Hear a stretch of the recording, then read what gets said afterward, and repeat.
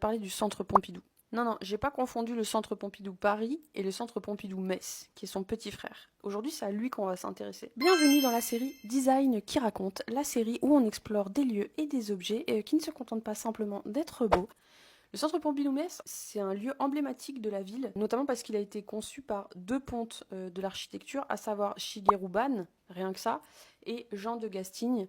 Tu vas me dire, ouais, mais Marge, où est-ce qu'ils ont trouvé leur inspiration en fait? Ben, dans un objet du quotidien. Il y aurait une petite légende autour du fait qu'ils auraient chiné un chapeau en rotin à Paris. En fait, on n'en sait rien. Tout ce qu'on sait, c'est que c'est réellement inspiré d'un chapeau. Ce chapeau, il vient comme abriter et protéger les galeries. Une fois que tu es à l'intérieur, ces galeries en fait qui sortent de certains côtés du bâtiment, du chapeau, et ben elles t'offrent des points de vue. C'est un peu comme, tu vois, si une fois que tu es dans une galerie, le bâtiment, il te dit, hey, regarde par là, tu vas pouvoir voir une des plus belles gares de France et d'Europe. Ou alors, hey, regarde par là, tu vas voir une des plus belles cathédrales de France.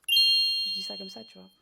Pas du tout par chauvinisme. En fait, ce qu'il faut comprendre, c'est que c'est aussi une prouesse au niveau de la charpente. Parce qu'elle a été très complexe à réaliser, mais c'est vraiment la chose qu'ils ont voulu mettre en avant aussi une fois le bâtiment terminé, parce que la charpente, tu peux l'admirer de jour comme de nuit, de l'extérieur et ou de l'intérieur. Je te mets une petite photo ici de nuit pour que tu vois ce que ça donne. C'est vraiment un bâtiment qui est à la fois ancré dans la réalité. T'es même pas sûr du fait que ce bâtiment il puisse avoir des pattes cachées puis se lever et s'en aller un petit peu comme dans le château ambulant. Ce qui est merveilleux aussi, c'est que ce bâtiment il fait vraiment appel à la contemplation. Ici on t'invite à explorer, à rêver, à piquer ta curiosité aussi avant même que t'aies pris la décision de rentrer dedans ou pas. C'est surtout pour ça qu'aujourd'hui